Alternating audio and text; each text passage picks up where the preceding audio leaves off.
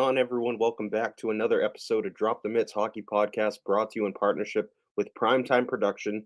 I'm your host, Chris Davis, and today's an exciting day. The start of the PWHL season for the PWHL Boston. They're going to be playing PWHL Minnesota, Tsongas Arena, 7 o'clock. You can catch that game on NESN. Obviously, by the time this episode drops, the game will have already been played, but I'm super fired up to watch it. A lot of anticipation for this league. I mean, a lot of talent in this league. And just in going through the rosters, I mean, I'm pretty fired up for both of these teams.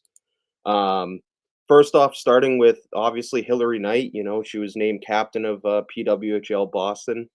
Pretty cool moment. Patrice Bergeron, obviously, you know, her and Patrice shook hands and, you know, had a photo op, and it's pretty cool to see. She's obviously incredibly talented, right-hand shot. Yeah, and another player who I fortunately got a chance to see while during my time at Northeastern, Alina Muller, who is just incredibly talented, insane, just so good, and I can't wait to see these two rip it up tonight at Tsongas. Um, but honestly, on the other side of the puck too, like this PWHL Minnesota team is no joke either. They obviously had the first overall pick, um, selecting Taylor Heise, obviously a Minnesota native, so that was pretty cool to see. And then another person, you know, another girl I'm excited to see is Kendall Coyne Schofield. Obviously, we heard a lot about her 2019. She was Team USA's captain, you know, representing her country. 3 Olympic medals, 1 gold, 2 silver, and then 9 IIHF Women's World Championship medals. 6 gold, 3 silver. That's incredible. Um, she had, you know, another Northeastern Husky who had a prolific career there. This game is going to be really fun to watch. And just having seen some of the highlights of the other games, I know PWHL Ottawa was in play. They are physical out there, and it was really cool to see. Just I think a lot of people think that these women, it's a non-contact thing. No, they are definitely hitting, and just having been able to see the highlights, and some of these girls' shots are unbelievable. You know, just how fast they are. It's going to be really fun to watch, and I'll definitely be tuning in.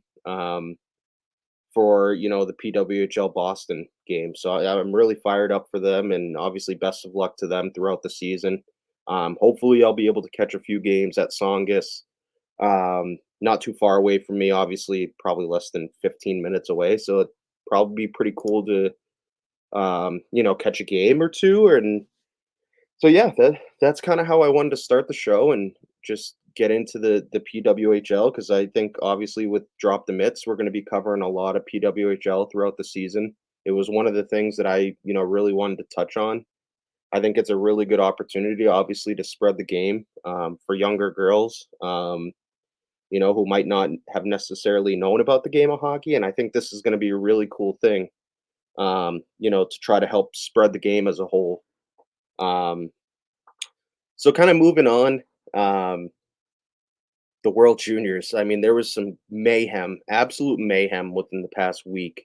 Obviously, Canada goes down, which was an insane game, by the way. They lost 3-2 in the quarterfinal to Czechia. Um, it was one of those things, beginning of the World Juniors, I felt as if this Canada team was just the roster as a whole in comparison to the US was just very underwhelming, and I don't know exactly what was missing from this team. I mean, obviously, um, there were a couple videos I had seen. Had they have had, you know, a couple players that they were missing, you know, Zach Benson being one of them, who was obviously eligible, you know, Connor Bedard, who's ripping it up right now in Chicago. Um, could we be talking about a different scenario? Possibly. I think they were still really exposed in some areas, and I think especially on the blue line, just a significantly weaker decor in comparison to last year. Um, it's too bad because I think up front they still had. I mean, Macklin Celebrini. I talked a lot about him last episode, just how incredibly talented he is, and I think although they were eliminated, they lost in the quarterfinal. I think he has stapled himself as that number one pick. I don't think anyone is going to be coming close to him. I think he is the clear cut number one pick for this upcoming draft.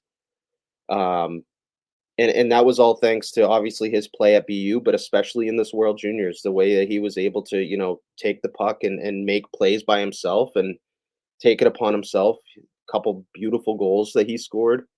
Um, and yeah, so and moving on to the US, I mean, obviously this US team is does not look like they're slowing down at all. Um, they routed Latvia 7-2 on Tuesday to advance to the semifinals, where they're going to be playing Finland on Thursday tomorrow. So I'm really excited. Obviously, in that game, Gabe Perreault scored twice, and the U.S. had five other players that had a goal. And like I mentioned, this team just is not slowing down. They're getting incredible play from. We mentioned Gabe Perreault. Cutter Gauthier has been playing unbelievable. Their goaltending between Jacob Fowler and Trey Augustine has just been incredible. It's been really special to watch. Um, and yeah, I mean, obviously, this game against Finland is going to be a little more, definitely going to be a competitive game. Um, but I think they're up for the task. I mean, you mentioned against Latvia, Bruins prospect and the captain of Latvia, Dan Zlakmelis, scored twice. Um, But when we're talking about this US team, the shots were the biggest thing. I mean, they outshot Latvia 41-25, and I don't think there was ever really a doubt in this game. Just the way that the US dominated. Mentioned other guys that had chipped in. Will Smith, Brian Leonard. I had mentioned Gabe Perreault earlier. That line absolutely dominated. Um, they combined for 6 points. And then in addition to that, Michigan defenseman Seamus Casey chipped in with 3 assists and just played incredible. The way that he was able to drive the play, um, just made just such a smooth skater and really really showed off his skating ability in that game. Um, to kind of put this into perspective, I think the only thing standing in the US's way right now, would be this Sweden team. Um, I think they're the only team at this point that is going to really make it difficult for the US to win the gold. Um, Sweden is a very, very good team, especially defensively. Um, they've got a couple absolute studs back there. And luckily, having been in Boston, I've been able to, watch one of these guys that I think is going to be really special at the next level, um, and that is Tom Willander. Um, just an incredible defenseman. Obviously, he was selected by Vancouver in last year's draft. Um, just an incredibly talented kid. Um, and obviously they're missing Leo Carlson this year. But but they bring back some incredible talent, and obviously, you know, one guy that I want to bring up specifically is Axel Sandin Pellikka, who had the game-winning goal, last game for them to move on. Which this decor again, just in talking about them, a very special group. In the forward group as well is, nothing to. They're no slouches either. Obviously, led by Jonathan Lekkerimäki, Vancouver prospect. He's played very well in this tournament, along with Liam Olgren and Noah Ostlund. Those are three guys that have really stood out to me, along with those two defensemen and Tom Willander and Axel Sandin Pellikka. Um, it's a very talented Swedish roster this year. Um, Historically, I mean, they've struggled in this tournament when it comes to winning gold.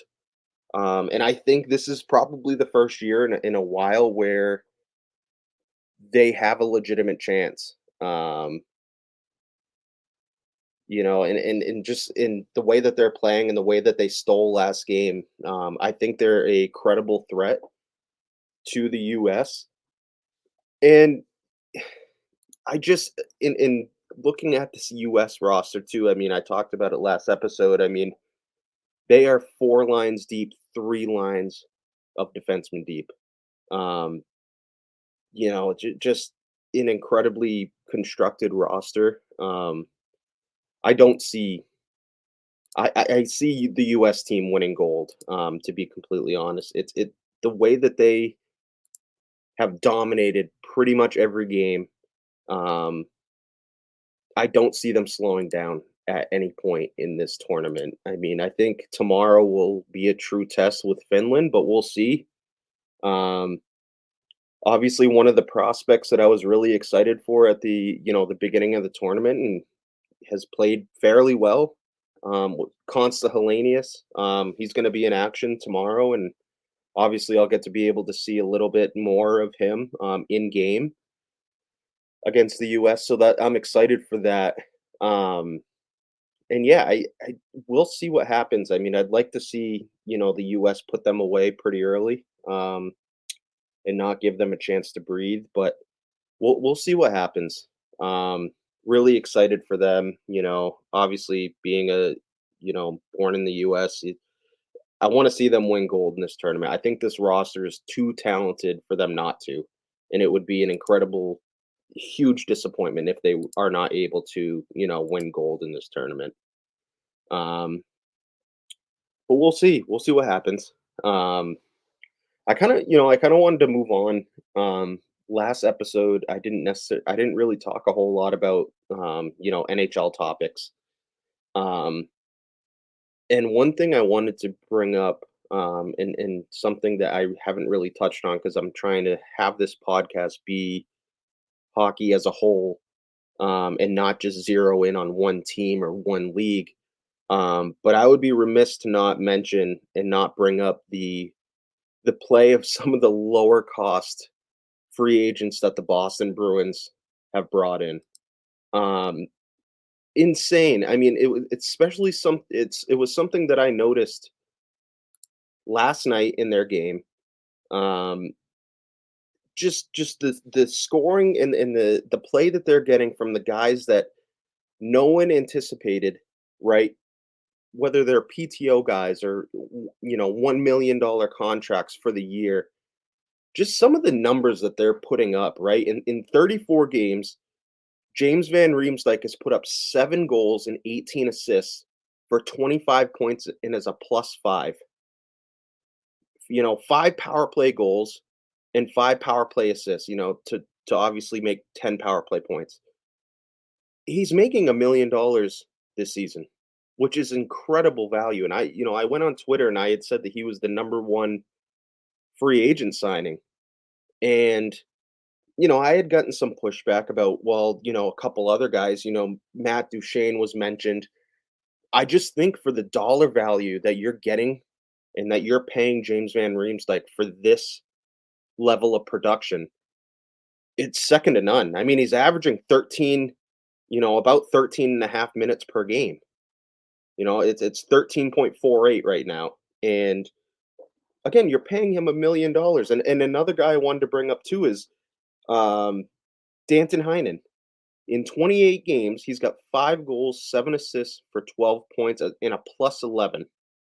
And another guy, he's averaging almost 14 minutes a night, right? And he didn't get paid for 2 weeks before the season because they were trying to clear cap for him and clear a space for him, and he's producing incredible production from this guy. And the third guy I wanted to bring up was Kevin Shattenkirk. Obviously, he was a guy where I think a lot of Bruins fans, as he was signed, and someone who called this signing happening, downtown Boozy, shout out Boozy, of Only Bruins. Um, In 30 games, Shattenkirk has 5 goals, 6 assists, 11 points, a -1, and he's averaging 16-18 a night, time on ice. And he's predominantly playing on the third pair. We saw when Charlie McAvoy was out, he was the quarterback of the power play, and he thrived in that position. I thought he played really well. I mean, so far he's got 2 power play goals. He's been on an absolute tear lately. 2 goals, 3 assists on the power play. And just doesn't seem like he's gonna be slowing down at any point. I mean, he's he's been awesome on that third pair. He's been really, I don't wanna say a surprise, but I think he's another one of those guys where the dollar value, the production right now is not matching the dollar value. It's another steal contract for the Bruins, for this season. Just incredible play from those guys. I just wanted to note that, there was some interesting discussions whether, who are you gonna pick for the 7th player award? There's so many guys that you could pick, right? Where first of all, what do you define as the 7th player award? For me, it's the guy, and I think as it's labeled, the guy that has gone above and beyond expectations, right? I mean, they have 3 guys. Those 3 guys I mentioned all fit that description perfectly. I mean, if the season ends today, I'm giving the award to James Van Riemsdyk. It's as close as it is, with those guys. I mean, another guy you can throw in there is Morgan Geekie. In 30 games, he's potted 6 goals, 8 assists for 14 points. He's a +1, and he's averaging a little over 15 minutes a night. 4 power play points.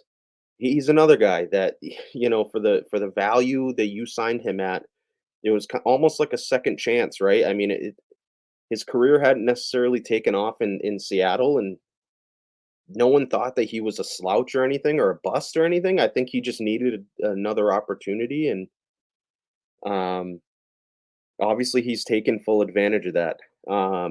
He talked so highly about being on, a part of this Bruins team.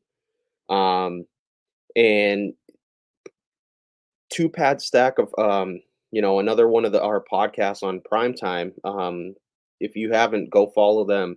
They just had Morgan on, and it was an awesome interview. I mean, you kinda gain the perspective of what he went through and, like, what his mindset was going into the season. Um, I definitely recommend you go check out that episode because it definitely gives you a perspective of, kinda had that chip on his shoulder a little bit, and obviously you're seeing that on the ice. I mean, he's, producing, well above what we're paying the Bruins are paying him, and, yeah, he's another one of those guys that will compete for the 7th player award. Um, it'll be interesting to see, what happens the rest of the year. Um, because I mean, it really depends. We've seen how much the lines have juggled, um, throughout this year, so I don't know towards the end of the season, we'll see how it shakes out, but I think ultimately, it's gonna be JVR who wins this award.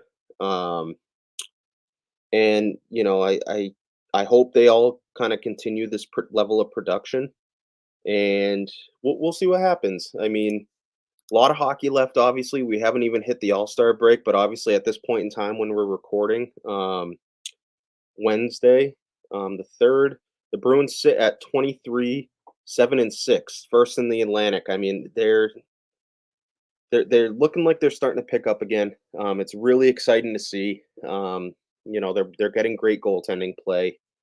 Um, and we'll see what happens at the end of the year. Another thing I wanted to bring up, that I'm really excited about is this Hart Trophy race. I mean, Jesus, it's gonna come down to the wire, and it's for me, it's really come down to 5 guys, that are just you take away from their team where that's kinda how I define the MVP, the Hart Trophy, right? You take them away from their given team and how much of a significant loss it would be. Um, the 5 guys for me are Nikita Kucherov, Nate McKinnon, Connor McDavid, Artemi Panarin, and David Pastrnak. Um, those 5 guys, I mean, obviously right now, the what Nikita Kucherov is doing in Tampa, he's got 27 goals, 36 assists for 63 points, but is a -1. Obviously that's good for first in the NHL, in points, second in the NHL in goals, and tied for third in assists. Um, Obviously the plus minus isn't there, but you could blame that on any number of reasons, right? I mean, Victor Hedman missing time, Andre Vasilevsky, probably that would be the most significant reason, him missing all that time. I think he's going to make a serious push. And then, obviously Nathan McKinnon, 20 goals, 41 assists. 41 assists is number one in the NHL. Just an incredible playmaker. Um, he scored obviously the power play goal in overtime to win it, um, the other night. But I mentioned, yeah, 20 goals, 61 points, good for second in the NHL. He's one of those guys, you take him away from Colorado, I think it's going to be a significant loss, obviously, with the injuries that Colorado has, most notably Gabriel Landeskog is still not dressed for this team. A huge blow, obviously. And then obviously, right, Mick Jesus, as always. I mean, he's the best in the world still. Although he started off slow, he is still the number one player in the world in my mind. He has scored lately. He's scored some unbelievable, goals as of late. Um, he's up to 903 points in 602 games, which is just outrageous. That was last night. Um, Obviously, him hitting that milestone, 317 goals, 586 assists. It's outrageous what he's doing at the pace he is. Um, right now, obviously, he's got 14 goals, 39 assists. That 39 assists is good for second in the NHL, and then the 53 points is good for third in the NHL. And I think, as the season goes on, he's gonna pick it up even more. I mean, you're gonna look at him probably as a like 2 points per game player. Um, he really looks like he's starting to pick up, especially after the firing of Jay Woodcroft. So we'll see what happens at the tail end of the season. Next is Artemi Panarin, having another really good season. For the New York Rangers. So far this season, he's got 23 goals, 28 assists for 51 points. He's an even, plus minus. 23 goals, it's good for fifth in the NHL, and then 28 assists is 13th, but fourth with 51 points. And he's another one of those guys you take away from that team. They're in serious dog doo doo. And then obviously the fifth choice for me, David Pastrnak. All forwards in this race right now. Obviously, a couple other names that come to mind. Quinn Hughes, what he's doing, I think he's going to be a lock for the Norris if he keeps up this pace that he's on. It's so hard to kind of not discredit, but like what these forwards are doing, the amount of points they're putting up, and obviously it's not all about points, but um, those are my top 5 guys, right now for the Hart Trophy race. And honestly, it was last night that I was reading an article. I can't remember who wrote it. It was really interesting, and it was I forgot which writer it was, but they pretty much felt as if it was going to boil down to McKinnon and McDavid, and just how exciting that race is going to be.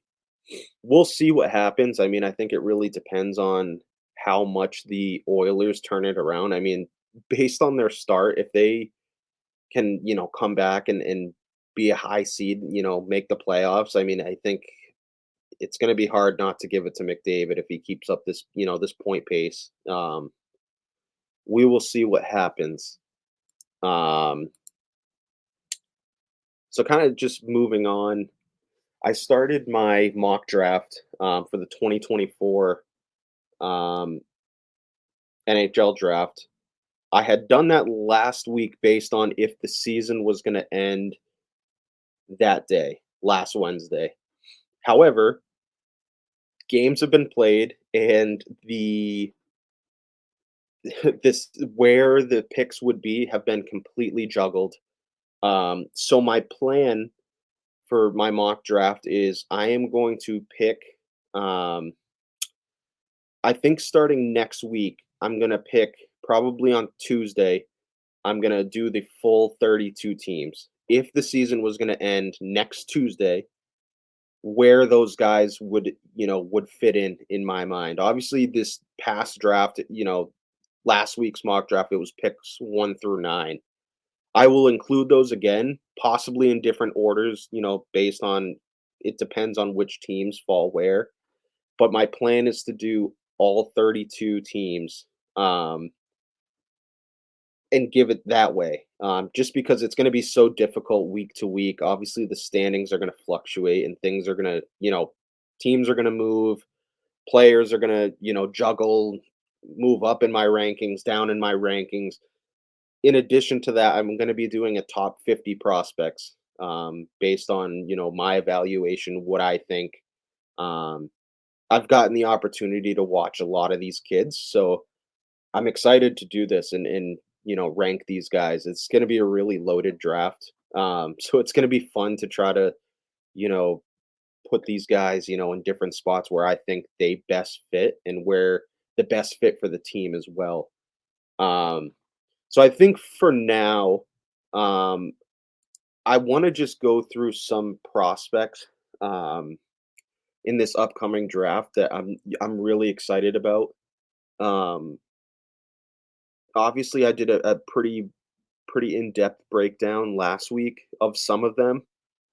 Um, and now, I want to take out those players that I decided to, include in the 1 through 9 and really zero in on the, the players um, that I didn't include in those top 9. Just kind of talk about where, what kind of player they are, um, where I see them fitting, as far as numbers, pick wise.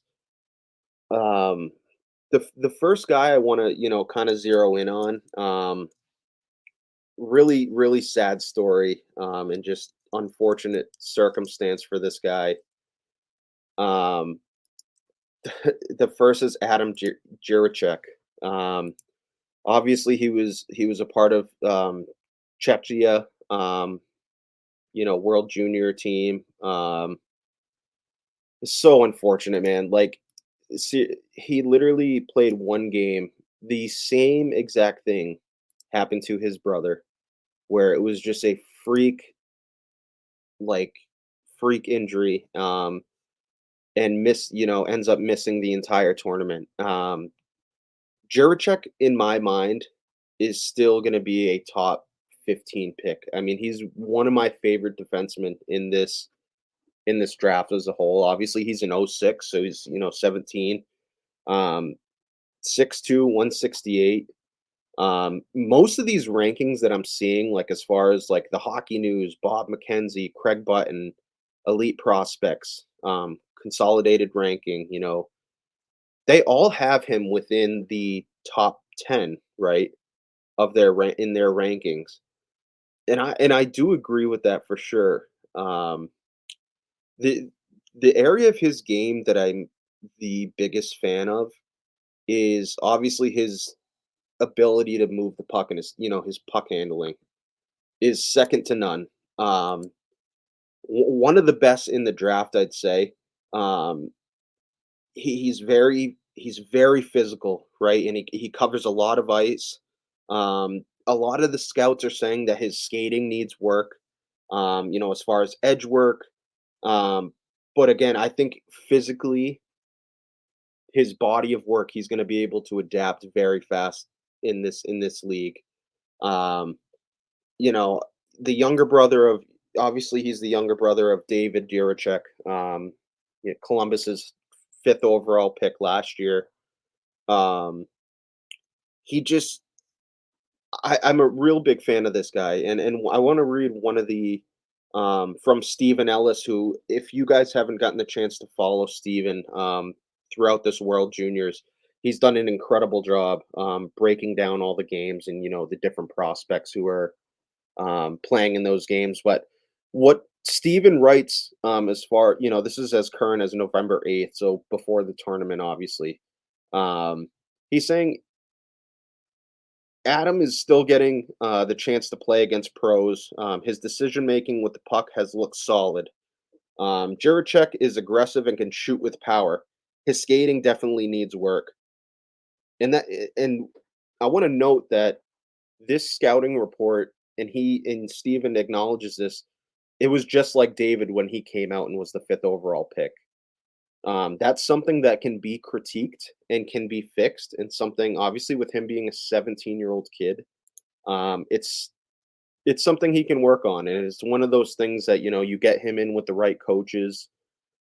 He's got all the tools, the physical tools, and obviously skating is definitely something he can work on and fix. Um, he's got great speed for a defenseman. Um, I think right now, I just want to see him recover and get to, back to form with this injury. It was so unfortunate. I mean, he was one of the prospects I really was excited to watch. Obviously, he just had that freak fall, one game, and it just is unfortunate. It sucks. Um, but I think he'll come back, and I think he'll be better than ever. I anticipate he's gonna fall anywhere, between 10 and 15. I don't think this is gonna be a huge red flag for teams. I think he's gonna rehab this fine. Um, and again, yeah, I see him falling, not falling, that's not even the right word. Where he gets picked is gonna be, I anticipate between 10 and 15. I know that's a kind of a wide range, but it's just kind of based on where my top 10 were. Um, I would not be surprised to see him go later, in the 7 to 10 range, depending on what teams are picking there. Um, just know, and I know this, whatever team does get Adam Jiricek, they're getting a damn good defenseman. I think he's going to be really solid at the next level. Awards by season. Obviously he was a part of the Halinka Gretzky Cup, the silver medal. Um, 2022 to 2023 for Czechia, U20. He had the most goals by a defenseman at 12. And then he was also in 21-22 the U17 champion. So I'm really excited about him, and again, I wish him nothing but a speedy recovery, and hope he's feeling better. Um, the next guy I want to move on to, um, for scouting and just kind of breaking down his game is Trevor Connelly. Um, this kid, I was fortunate enough to get him on the podcast.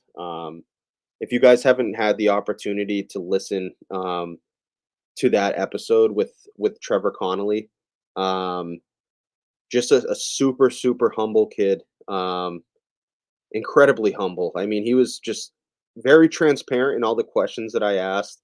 Um, an open book. I mean, he just really humble. It was episode 14, posted on the 29th of 2023. So he's another prospect that I really anticipate is going to be solid at the next level, as a centerman. 6'1", 161. Um, he's looked at as one of the most skilled forwards in this draft. There's no doubt about that. We saw it literally in the last few games that he's played. He's no doubt a first round talent. He's a pure playmaker, committed to Providence College. I literally cannot wait until he, finally makes the jump and goes to Providence. We'll be going to a ton of games to watch him. Um, he's gonna be a day one impact for sure, no doubt about it. Um, I want to read Stephen Ellis's breakdown of Trevor Connelly, and obviously he's playing for the Tri City Storm right now. Um, he Steven says, as expected, Trevor Connelly has been one of the USHL's top players, showcasing his high-end playmaking abilities. Connelly is prone to trying to do too much with the puck on occasion, but he's a fun player to watch with loads of skill. And I honestly couldn't agree more. And I got the chance to watch him during the Holinka Cup, where in 5 games he posted 5 goals, 5 assists for 10 points, 4 penalty minutes. Um, he was insane. Like just he was noticeable on that ice surface, and just he was insane. Some of the things that he's pulled. Obviously he had that Michigan goal a few weeks back. Um, and it just looked effortless. It was like it looked like he wasn't even trying. He's another '06, 17 years old right now. It's insane. And right now for Tri City in 23 games, he's got 9 goals, 20 assists for 29 points. Um, they have it projected at 58 games. He's going to be at 23 points or 23 goals, 50 assists for 73 points. Um, which is phenomenal. It's a guy that you would think goes between he's a mid first round guy for me, maybe even higher, um, depending on if there's a team that wants to jump up and grab grab him based on his playmaking abilities. I know for me, like obviously being a Bruins fan, I would be so fired up if he were to end up on the Bruins. Obviously, we don't have a first round pick, so we'd have to trade in, but he's an incredibly talented kid. I think the sky's the limit for this kid. He's going to be really fun to watch, especially in the Hockey East next year. The Hockey East just keeps getting better and better and better. Um, we're going to see, Cole Eiserman there next year, and Trevor Connelly. He's going to make waves for sure for Providence, and he's going to be really fun to watch. I can't wait. Hopefully, we get to talk to him. You know, as we get closer to the draft. Um, I know he's excited for it. I know he's been playing his ass off. He's, putting up the numbers. He's, you know, scoring insane goals, and I'm excited to see where he falls. Um, as far as the draft, he's another one of those guys similar to Jiricek, where I could see him anywhere between the 10 to 15 range. Um, this mock draft I have up right now, mynhldraft.com, um, has him falling 17 to the Edmonton Oilers. I don't know if that's necessarily a fit right now. Um, I mean, this is as current as December 13th.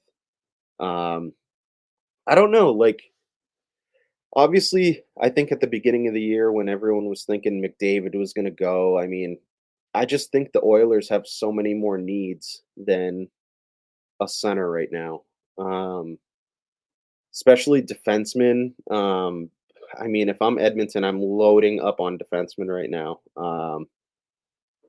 I- who is going to be sitting there right now? Obviously, this is as current. I mentioned December 13th, and if they're sitting end of the first round, I mean, who are you looking at? I mean, Cole Hudson potentially.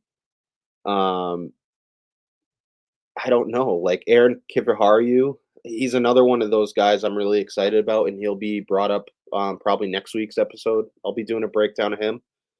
Um, so we'll see. I there's a couple teams that really stands out to me.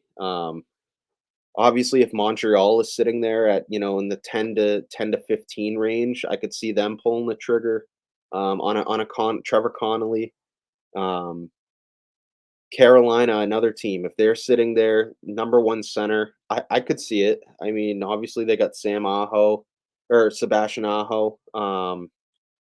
I could see him being a fit there too. So we'll see how it ends up. Um, the last guy that I want to break down, for this week, um, a part of the World Juniors, part of Team USA. Um, I want to make sure that I'm pronouncing his name right because I don't want to sound like a complete jackwagon. Because I've literally pronounced it like 5 different ways, and I'm pretty sure every single one has been incorrect. I'm just gonna go with Zeev Buium. I think that sounds and looks good. I mean, sounds right. Um, this dude has been obviously he's playing right. He's an '05, 18 years old. Playing for the University of Denver right now as a freshman. Um, 6 foot, 183. Most of the rankings that I'm looking at, having his elite prospects up as far as consolidated ranking, elite prospects, daily face-off, hockey news, all within the the 18 to or 16 to 22 range. Um, he's another one of those guys, obviously playing in college hockey right now as a true freshman, that I could see a team jumping up to acquire. Has great speed as a in that offensive instinct that you like to see as for an offensive defenseman. He's got really good speed. His vision, his passing, his second to none. Um, right, I mentioned he's a part of this World Junior team so far in 5 games. He's put up 2 goals, 2 assists, for 4 total points. And is a +10. And then at Denver, I mentioned as a freshman in 18 games, he's got 5 goals, 20 assists, 25 points, 12 penalty minutes, and is a +13. I think this kid is one of those defensemen that might, for whatever reason, go under the radar and slip a little bit, probably to which it's not even really slipping, I'd say, but probably halfway through the first, I see him going. I mean, I just mentioned literally the Edmonton Oilers, if they stay in the middle of first round, would be a perfect fit for him. For them rather. Needing a defenseman who can make plays, sees the ice really well. Um, I could potentially see him being a fit there. Um, and I'm trying to look for his, his skill rating. I mentioned him on Elite Prospects. They have his skill rating. His passing is his highest attribute. His teamwork, acceleration, offensive, and those are all things I noticed as well. Just his skating ability in some of these games, the way that he's not afraid to jump up in the rush, and contribute offensively. Um, it's he's a guy that I would love to have on a top pair as an offensive defenseman. Um, having a really good World Juniors. And I'll bring up again what Stephen Ellis said from Daily Faceoff about him. He's a solid mentor in Colorado for Colorado Avalanche. Sean Behrens, helping him to understand the pressure of playing big minutes against quality competition. I read that completely wrong. He has a solid mentor in Colorado Avalanche prospects, Sean Behrens, helping him to understand the pressure of playing big minutes against quality competition. There were a few times last year where BM looked like the best player on the ice, but at other times can be invisible. I've noticed in all the games that I've watched World Junior wise, he has been noticeable to me, especially his skating. It just is second to none. I think he really came into his own playing for the U17 national team. Um, prior to that, he played at Shattuck St. Mary's, which is again phenomenal competition.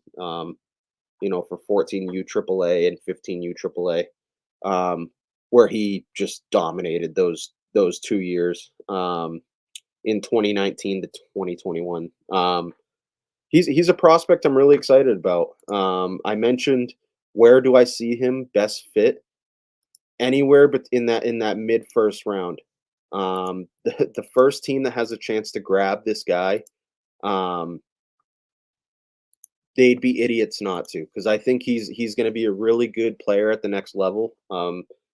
just based on his skating, the way that he sees the ice, the way that he's able to jump into play. He's not a defensive liability.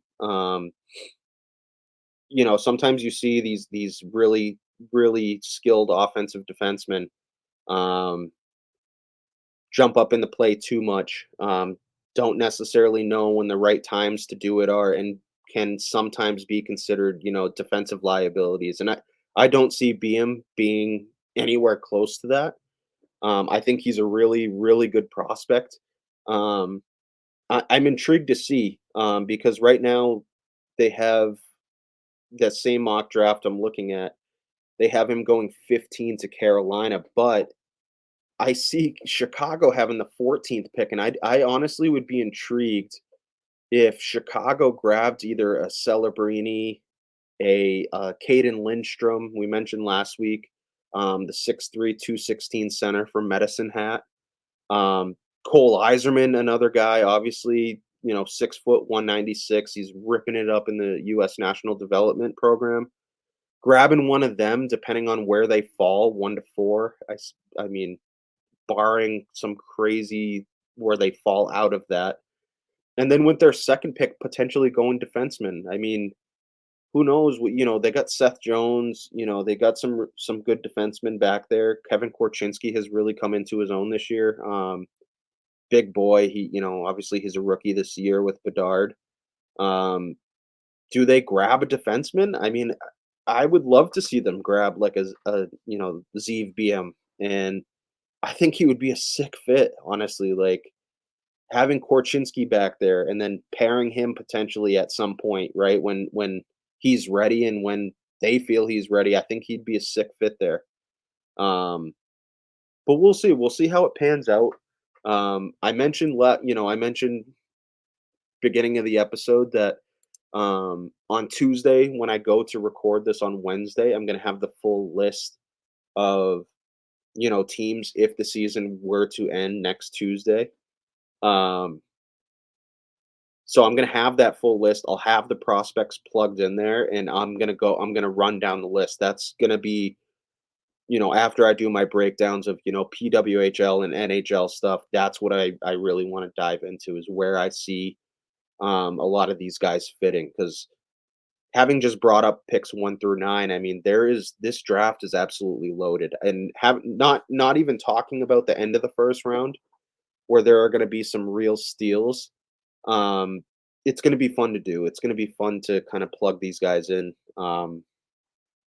the entire first round because you guys will see once I plug in the entire first, you'll see just how loaded this draft is with some of these guys that are going to be falling to the end of the first and potentially even second, third, etc. Um, but yeah, so that kind of wraps up this episode. Um, It was this was a really this is my second episode doing solo. So little nervous last week for sure, and just I kind of find myself getting a little scatterbrained at times, but it's just because I'm extremely passionate about this stuff and the game of hockey. Um, but I'm hoping as time goes on, having guests on here and there, obviously giving you guys the interviews every single week of college. We're going to be having some PWHL women on here, some NHLers, coming up here soon. Um, just really excited. I kind of just felt more comfortable, I guess, just kind of being able to talk and break down these prospects. And um, I think as time goes on, we'll be a little more organized. And um, I really, if you guys have any recommendations as far as topics you want to hear, um, different leagues that you want me to talk about, um, definitely feel free to DM or when I do my post, the day before recording day. Definitely just comment things that you want to hear about. I'm more than willing to dive into those topics. Nothing's off limits as far as hockey goes. I'm willing to talk about anything. So yeah, I mean, obviously, right now the game the PWHL Boston versus PWHL Minnesota game is about to start. 7 p.m. puck drop at Tsongas Arena. That's about to start. And then obviously tomorrow, Team USA will be taking on Finland. So that's something, I'm really going to be watching the prospects in those games. The Zeev BMs, the Constant Helleniuses. I'll be able to have a really in-depth breakdown next week, which I'm really fired up for. So again, I'll say it again, if you guys have any topics that you want me to discuss, definitely reach out. You can hit up my personal Twitter. They're all my handles are the same, at Chris J Davis 11. And then the Drop the Mitts account as well, which is at Drop Mitts Hockey.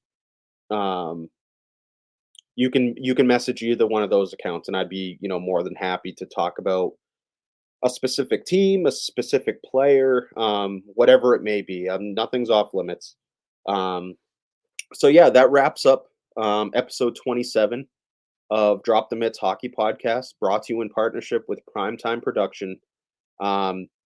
This week's interview was awesome. One of the most, and I say this every interview, because every one of these guys that I have, that I'm fortunate enough to, have the opportunity to talk to, are just so down to earth and just incredible dudes. And this one was definitely no different. From Merrimack College, Matt Copponi, just an incredible kid. Obviously, he was drafted last year, 7th round, to the Edmonton Oilers. Incredibly humble kid. I mean, we got to talk about his draft experience, just why he chose Merrimack, playing in the Hockey East. And he just all his responses incredibly humble. And hopefully, we'll keep in touch, as he moves to the next level. And just an awesome interview. So I'm really excited for you guys to listen to this one. So without further ado, Matt Copponi. Thanks, guys. Welcome back to another episode of Drop the Mitts Hockey Podcast, brought to you in partnership with Primetime Production. Today, we have a special guest from Merrimack College, Matt Copponi. Matt, how you doing, buddy? Doing good. How are you? I'm doing good, man. Thank you so much for joining us, man. It's an honor to have you on. How was your Christmas break? You had a little bit of time off. How was that? Did you get to enjoy some time with the family? Yeah, no, it was great. I got to go home for a couple of days. We just got back 26, so we were there. We were home for about 10 days or so. But it was great, like seeing some family, seeing some people I haven't seen in a while, some friends. It was everything, and it was great. So it was great to go home. Yeah, dude. Nice little reset, before you got to get back to the grind. Yeah. So, mentioned you play for, the Merrimack Warriors. You guys sit right now at 9-1 on the season, and it like literally the best division in college hockey right now. You guys sit at 2-6-1. What would you say that, is going right for your team right now, and what are some areas that you guys have kind of pinpointed as things you want to focus on improving? No, I mean, I think all in all, our team's taking steps. It's a long season. You face adversity every year, and we had a slower start than we had hoped. But I think using that as motivation is good. I think we're scoring a lot of goals, which is good. That's something in this league that's not easy. Right. I think we got to continue scoring some goals, but just cleaning up some little things I think is what would be best for our team. Just a couple things that last year we didn't really have any much problem with, and we're having some trouble with this year, and just kind of cleaning up the little things that are kind of hurting us in the long run right now. But I think just the little things and the little habits will be helpful. Yeah, so this year, in 18 games, you've put up 4 goals, 17 assists. Again, to put it into perspective, how incredibly competitive the Hockey East is. I mean, it's unbelievable how loaded the Hockey East is this year, especially. Similar to the first question, like what areas do you think? Like, what are some areas of your game personally would you like to kind of touch up on? And then what are some areas of your game that you really take pride on? Things that you think you really exceed at? Yeah, no, I think I definitely got to get a little bit stronger, get some weight on me. I'm still a younger guy in the league, so just trying to develop into my body is a big thing. And I think I take pride in my skating, my stick handling ability, my ability to make plays, and just being there for my team. Whatever my team needs me to do, I think is something that I really, really just strive to do. And whatever the team needs, I like to be the guy that's doing it. So and driving the thing. So. Yeah, that's awesome, man. And prior to your career at Merrimack, you attended Dexter Southfield, um, phenomenal school. Talk to us about your time there. What that school did for your development, not only on the ice but off the ice as well. No, I think going to Dexter was a crucial decision in my whole development as a person. I've made several friendships there that I still have today, relationships that I'm going to have for long, long years after I'm done playing. And I've made relationships there with people that I would never even thought I would come across as well. Like several people that have taught me a lot of new lessons in life that you would never have thought you would realize just by kind of moving yourself into a new opportunity, which I did by taking a big jump, taking the transit an hour every day to school. And Yeah, it was a big change for me, but I think it was good because it helped me get out of my shell a little bit and break out and try to learn more about myself. And I'm so grateful for my time at Dexter. I really am. I think it really helped shape me into who I am today. And then on the ice as well, I think being able to take that step to the next level was huge, and being able to do that at such a prestigious school like Dexter was such a grateful opportunity. I'll forever be thankful for it. And I think just always falling back on my roots that I learned there and using that to my ability as much as I can is something that I always fall back on. And I think just being grateful and thankful is what I've learned there. Being thankful for everything you're given, and you have to earn everything. And that's something that I've always kind of stuck with me since I've been there. And, it was a great couple of years there, and I'm forever going to be grateful for them, as I have several relationships, which I will probably continue on for years now. And I'm just very grateful for my opportunity to go to that school. yeah. You played with the River Rats prior to going to Dexter. How much of a culture shock and what was the jump like from that level of hockey, then going to prep? How was that jump for you? No, it was a big jump. I was playing public school as well. So I kind of played River Rats for 4 years, but I had only really switched my high schools up.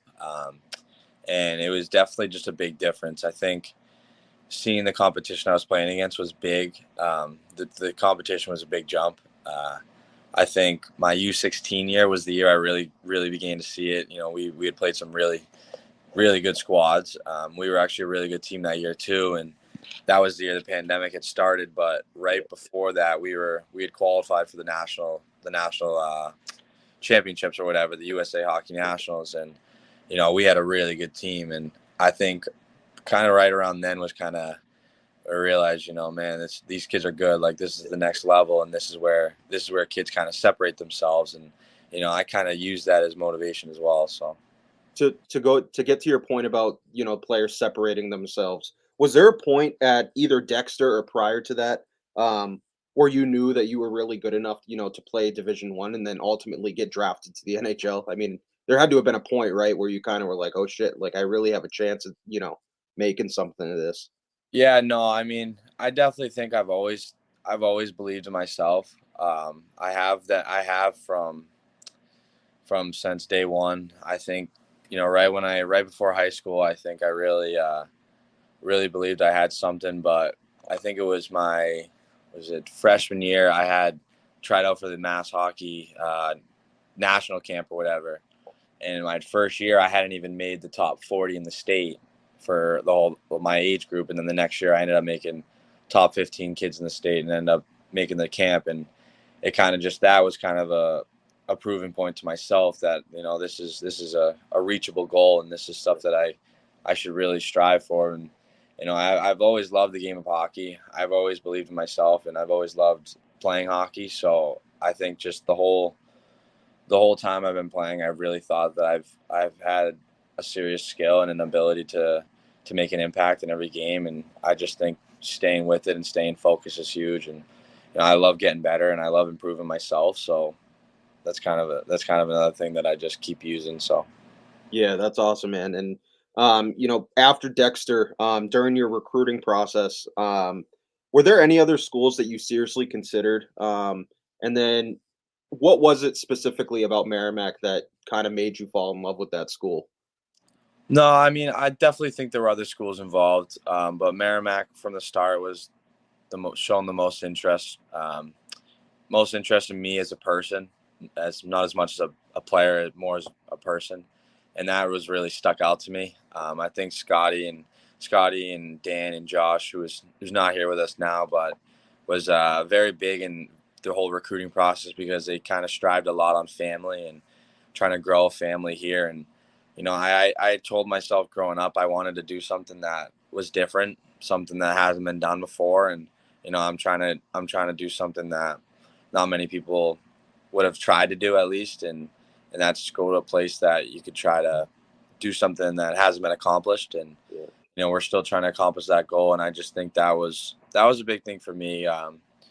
Having trust in my coaching staff was the number one thing for me when I was going through my recruiting process, because you can only get thrown such a big plate. It's just as much as you take and how much you use it. And they gave me an opportunity right away, and I thought that was very, very grateful for them to give me that opportunity right away, and it showed a lot of trust. So that's kind of where I was with the whole process, was just finding trust in a coaching staff, because at the end of the day, that's the most important thing. Yeah, 100%, dude. And you guys seem like such a close-knit group, and like, what's the message in the locker room, with the leaders? Like I mentioned, like, you guys just seem so close. Every team, I guess, can say, they're close, but I've watched a couple games, and there's been a few times where, whether it's a bad hit or something, I've always seen you guys kind of go to bat for each other. What is it about your group that makes you guys so special and just makes you guys so close? No, oh, sorry. I think we have a really good relationships with each other, and that's the number one thing in our locker room is the relationships. And I think the most important thing about a team is the team itself, and having a good camaraderie around the rink and having good relationships with each other is huge. And Scotty really emphasizes the locker room, and that's a really big thing in sports.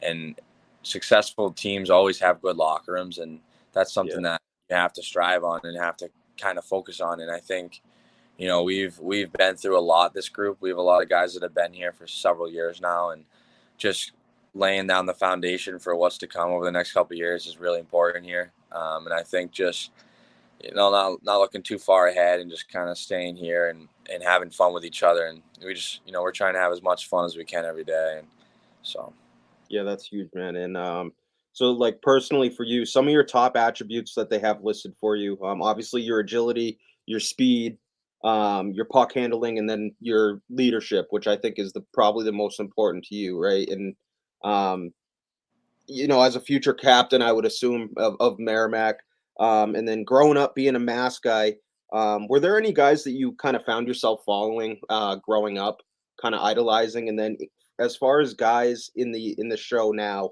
are there any guys that you see yourself in or try to emulate your game after? yeah, I mean, you always have the Connor McDavid's, Austin Matthews that you love to watch. Connor Bedard's obviously a special product right now. I mean, if you watch his game, it's pretty cool to be able to see what he does. But I just think some guys like Zach Hyman that are really good players that do a lot of the dirty things. Patrice Bergeron was obviously the guy who I watched forever. I watched tons of film on him, tons of his games, obviously, and just being able to watch him night in and night out was really good, I think, for myself, because I like to model my game after guys like him, guys like Marchand a little bit, Pasternak. Just having a toolbox of a lot of different guys, I think it'd be good to be able to have an ability like all of them. So I think just watching film on a lot of those guys is something that I've always done, and I've always watched the Bruins, and the Bruins have always been a good team, and they've always had good players. So I think I've been lucky to be able to be around such a good team, I guess, and watching a lot of good players come through the Bruins has been helpful for me. So Would you say in watching Bergeron has kind of made you just kind of have in the back of your mind, like, you just seem, in watching your game, I've gotten the opportunity, to watch a couple games this year, and you just seem very responsible in your own end. Don't try to do too much. You really want to help your defenders out. Is he a big reason why you kind of have that I guess, area of your game? You just take pride in defensive zone? Yeah, definitely. Yeah. I think he's one of the best two-way forwards of all time. He Yeah. probably will go down as arguably the best of all time. Yeah.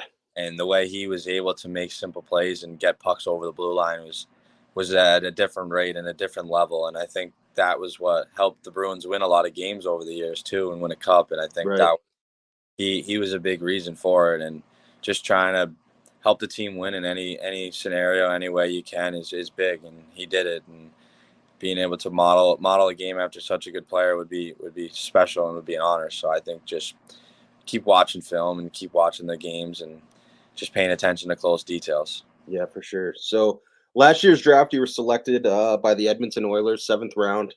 Unreal, by the way, dude. I was so fired up when I saw that. Thank you. Um, That. so take us through what you remember that day, man. Like, how crazy is it? Obviously, you're going to a team, like, get drafted to a team that has two of the best players in the world. Like, take us through what you remember that day. No, it was honestly a surreal moment.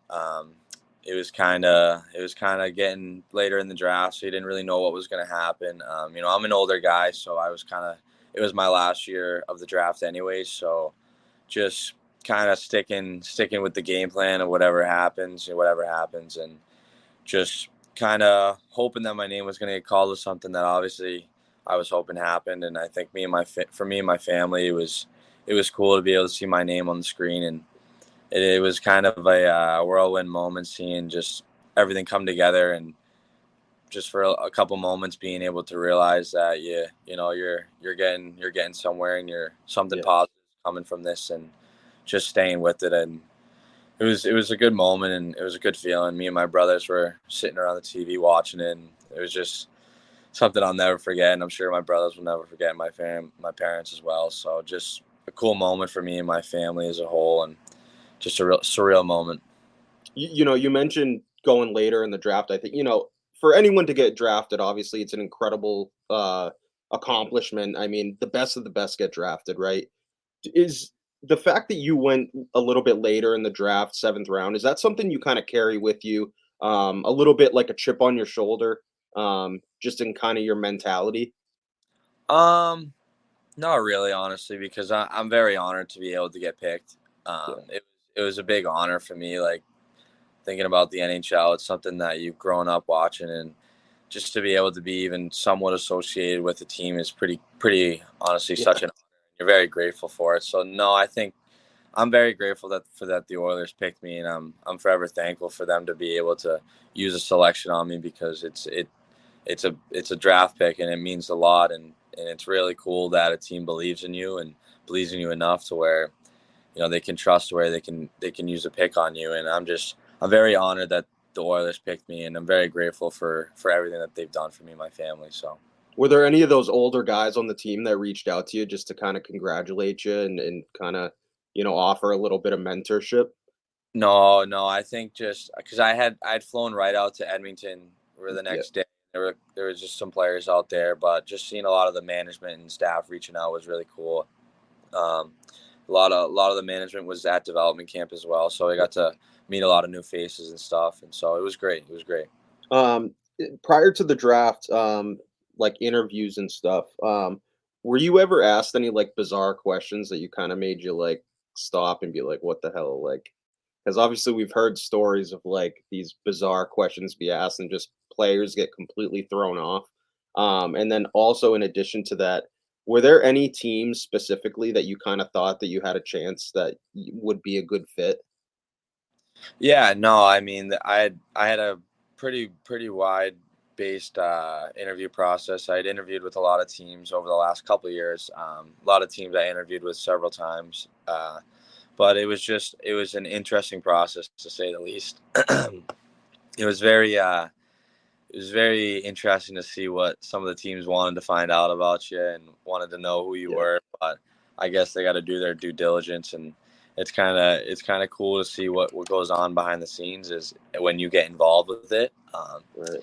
So it was very cool. I didn't face any crazy questions.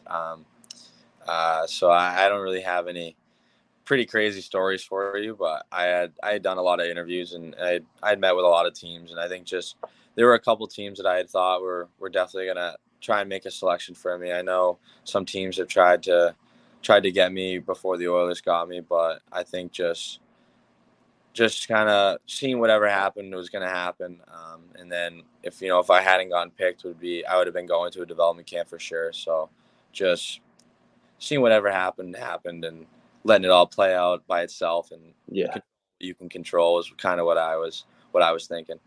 Yeah, dude, for sure. So you mentioned earlier, you got to participate in your in development camp this summer. What was your biggest takeaway? Things you learned, about the professional game, on the ice, off the ice. What were some of your biggest takeaways of that week? Oh, I mean, it was really cool. Going out to a new city was cool. Edmonton's a great city.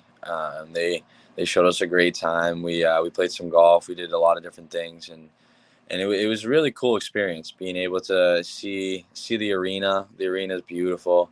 Their locker rooms and facilities are top notch, probably some of the best in the whole league. And just being able to see what goes on day to day is important for myself, because at the end of the day, that's my goal, is to play in the National Hockey League, and to be able to get a preview of what's to come and what you're striving for is cool, because now you go home and you know that this is what you're working for. And it was good for myself and good personally, because I experienced something that I hadn't really experienced before, and that was definitely new and good for myself. And it was really cool. It was a great experience. Were there any things like off the ice that kind of made you like think to yourself, like, I don't know, like a lot of the guys that we have, that we talk to, as far as development camp, like the diet is a big thing, the off the ice training, the just how you take care of your body, sleep. Was there any aspects of, the off the ice, I guess, tutorials or whatever, people that came in and talked to you that kind of made you rethink how you've been doing things? Yeah, I think the pro hockey lifestyle it's very day to day, focused day to day life, and I think focusing on diet is huge. Your body's a big thing. Keeping your body at its top shape, because you need to be playing at your top shape every night. And I think that was something that kind of you kind of realize, okay, this is what you focus on. And I just think getting stronger and bigger is going to be huge for myself, and be key for my development personally. And no, I just think, kind of when I went out there, it was kind of everything I expected was what I learned and what I heard, and that was good for myself, because I think that everything that I had learned out there, and I had taught or talked a lot about with their staff, was good information and stuff that you take home and you bring it to the rink every day here, and hopefully spread it on your teammates a little bit too, and just use it every day. I think is something I definitely been using. So You mentioned that you hit the links out there. How are the courses out there, man? I hear great things about the area. I haven't had a chance to make it out there yet. no, But how are they? it was great. We I forget the name of the course we played on, but it looked like a private course. It was beautiful though. Very nice landscape. It was very open, and it was great. It started raining a little bit, but other than that, it was good. It was How'd you great. play? Not too good, honestly. Not too good. We had the mic on us for a little bit, so I wasn't doing too great. Well, all right, man. Last question for you. For the younger kids, playing, making their way up in the game, um, and for the kids, who want to ultimately play at a high level, play Division 1, and then have the shot of going pro. How rare it is. What piece of advice would you offer them on kind of getting themselves to the next level, on ice stuff, off the ice stuff? What would your biggest piece of advice to them be? I think just being a great person on and off the ice, doing what you have to do to be a good person comes with being a good player. But I think also just always believing in yourself. I was a guy who was looked over in every situation possible, but I'm still playing today at a high level, and I'm grateful to be able to. But I think just believing in yourself is very important, because there's going to be people out there that won't want you to succeed and don't want you to do what you want to do. And using that as motivation and never getting off your tracks, I think is a big thing for me. Just always believing in yourself, and if you have the ability to do it, it'll come and it'll all fall in its own place. So just sticking with everything and believing in yourself is huge. So That's awesome, man. I can't thank you enough. That's great advice. But honestly, man, I can't thank you enough. It was an honor getting the opportunity to chat with you. I wish you best of luck the rest of the way. And yeah, man, I can't thank you enough. So no, have a thank good one, you for man. having me. I really appreciate it. It was an honor to be on the podcast. So thank you for having me. Awesome, man. Take care. Thank you. Thank you as well. That was Matt Copponi of the Merrimack Warriors, forward, unbelievable kid, incredibly talented. If you get the chance, go watch some of his highlights. Incredibly talented, again for the Merrimack Warriors. But that concludes episode 27 of Drop the Mitts Hockey Podcast, brought to you in partnership with Primetime Production. Hope you guys all had a great New Year's and stay healthy and stay safe out there. Take care.